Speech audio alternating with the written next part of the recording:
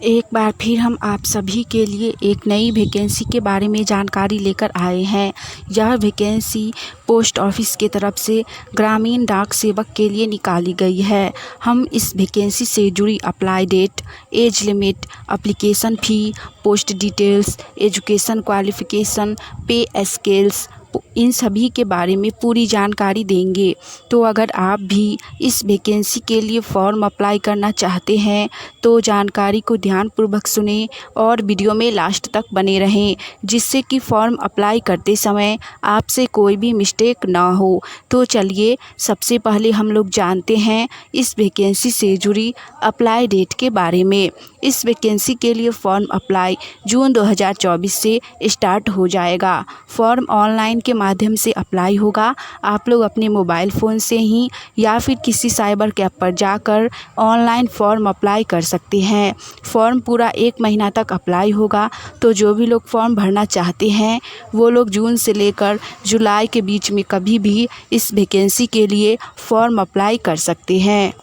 Next इसके बाद हम लोग जानेंगे पोस्ट ऑफिस ग्रामीण डाक सेवक वैकेंसी से जुड़ी एज लिमिट यानी कि आयु सीमा के बारे में। इस वैकेंसी के अंतर्गत मिनिमम एज यानी कि न्यूनतम उम्र 18 वर्ष रखी गई है और मैक्सिमम एज यानी कि अधिकतम उम्र 40 वर्ष रखी गई है। जिनका भी एज 18 वर्ष से लेकर 40 वर्ष के बीच है वो लोग इस वैकेंसी के लिए फॉर्म अप्लाई कर सकते हैं। इस वैकेंसी में एज लिमिट अधिक है तो जिनका भी एज अभी बचा हुआ है वो लोग फॉर्म अप्लाई ज़रूर कीजिए, क्योंकि यह वैकेंसी सेंट्रल गवर्नमेंट की तरफ से निकाली गई है, यानी कि केंद्र सरकार की तरफ से निकाली गई है। इसमें आप लोगों को सैलरी भी एकदम 1 तारीख को ही दे दिया जाएगा, यानी कि फ़िक्स है। आप लोगों को सैलरी भी एकदम टाइम से मिलेगा। साथ ही वर्क भी ज़्यादा नहीं करना होगा। आपको भारतीय डाक के अंतर्गत ही काम दिया जाएगा। नेक्स्ट इसके बाद हम लोग जानेंगे इंडियन पोस्ट ऑफिस ग्रामीण डाक सेवक वैकेंसी से जुड़ी पोस्ट डिटेल्स के बारे में। यह वैकेंसी ग्रामीण डाक सेवक के लिए निकाली गई है, प्लस में बीपीएम पोस्ट के लिए निकाली गई है और एपीएम पोस्ट के लिए निकाली गई है, जिसमें लगभग 40,000 से भी अधिक पद पर बहाली निकाली गई है, जो कि बहुत अधिक पोस्ट है और 3 प्रकार की पोस्ट है। आप इन तीनों में से किसी भी पोस्ट के लिए फॉर्म अप्लाई कर सकते हैं। तीनों ही पोस्ट बहुत ही अच्छी है, तो आप लोग जिस पोस्ट के लिए चाहें उस पोस्ट के लिए फॉर्म अप्लाई ज़रूर कीजिए। अगर आप सभी को ये जानकारी अच्छी लगी तो वीडियो को लाइक कीजिए। साथ ही आप लोग गवर्नमेंट जॉब की तैयारी कर रहे हैं और आने वाली ऑनलाइन या ऑफलाइन सभी प्रकार की वैकेंसी की जानकारी सबसे पहले जानना चाहते हैं तो चैनल को सब्सक्राइब करके नोटिफिकेशन ऑन कर लीजिए। चलिए इसके बाद हम लोग जानते हैं इस वैकेंसी से जुड़ी यानी कि ग्रामीण डाक सेवक वैकेंसी से जुड़ी एजुकेशन क्वालिफ़िकेशन यानी कि शैक्षणिक योग्यता के बारे में। इस वैकेंसी के लिए शैक्षणिक योग्यता बहुत ही कम रखी गई है। अगर आप लोग 10वीं पास हैं, जी हाँ, अगर आप लोग मैट्रिक पास हैं तो आप लोग इस वैकेंसी के लिए फॉर्म अप्लाई कर सकते हैं। प्लस में आप लोगों के पास लोकल लैंग्वेज का यानी कि भाषा का ज्ञान होना चाहिए। यानी कि जो भी लोग बिहार से फॉर्म अप्लाई कीजिएगा उनके पास हिंदी और इंग्लिश लैंग्वेज का नॉलेज होना चाहिए।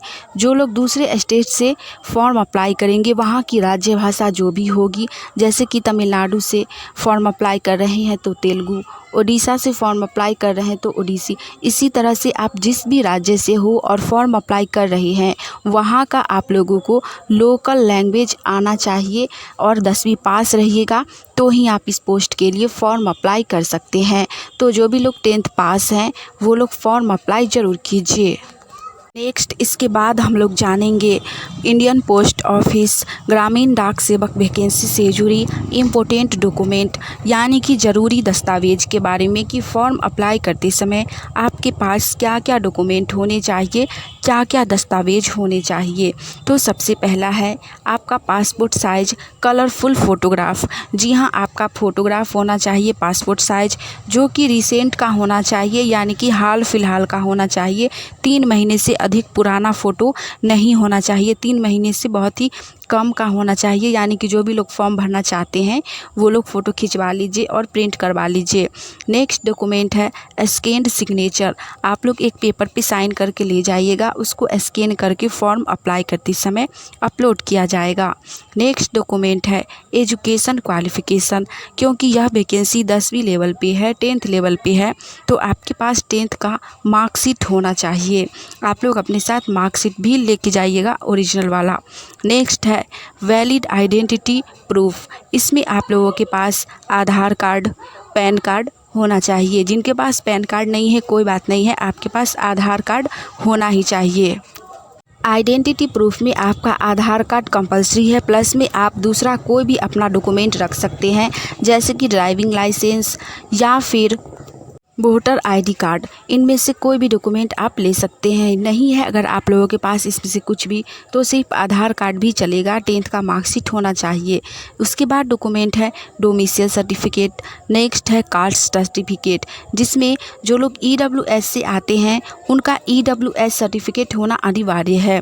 तो आप लोग कास्ट सर्टिफिकेट यानी कि जाति प्रमाण पत्र बनवा लीजिए। जिनके पास नहीं है, अभी जाति ऑनलाइन के माध्यम से बनाया जाता है, तो आप लोग बनवा लीजिए।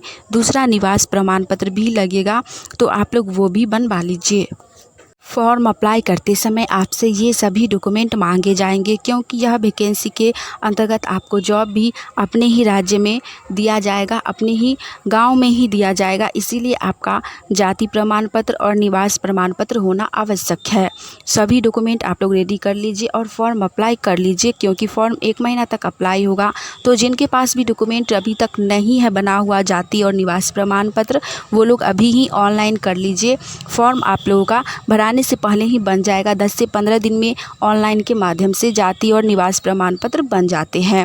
लास्ट हम लोग जानते हैं इस वैकेंसी से जुड़ी, यानी कि पोस्ट ऑफिस वैकेंसी से जुड़ी सिलेक्शन प्रोसेस के बारे में। आप लोगों को बता दें कि इस वैकेंसी के अंतर्गत कैंडिडेट को शॉर्ट लिस्ट किया जाएगा, यानी कि आप लोगों का किसी भी प्रकार का कोई भी एग्ज़ाम नहीं लिया जाएगा। मार्क्स के बेसिस पर जारी किया जाएगा। शॉर्ट लिस्ट कैंडिडेट का रिजल्ट डायरेक्ट जारी कर दिया जाएगा। पढ़ाई करने का कोई भी टेंशन नहीं है आप लोगों को, ना ही एग्ज़ाम देने का कोई टेंशन है। सिर्फ आप लोग सारा डॉक्यूमेंट रेडी करके फॉर्म अप्लाई कर दीजिए। जब इसका रिज़ल्ट आएगा आप लोग अपना रिज़ल्ट चेक कर लीजिएगा। जिनका अच्छा मार्क्स होगा उनका रिज़ल्ट आ जाएगा। यह सेंट्रल गवर्नमेंट की वैकेंसी है, तो आप लोग ज़रूर ही फॉर्म अप्लाई कीजिए। एग्ज़ाम नहीं देना है तो सब लोग फॉर्म भरिए, क्या पता किसी का भी रिज़ल्ट आ जाए। हमने इस वैकेंसी से जुड़ी सारी जानकारी दे दी है। आज के लिए इतना ही। मिलेंगे हम आप सभी से फिर से एक नई वैकेंसी की जानकारी के साथ। तब तक के लिए आप सभी बिहार में खासकर आने वाली नई वैकेंसी की जानकारी सबसे पहले जानने के लिए चैनल के साथ जुड़े रहिए। जय हिंद।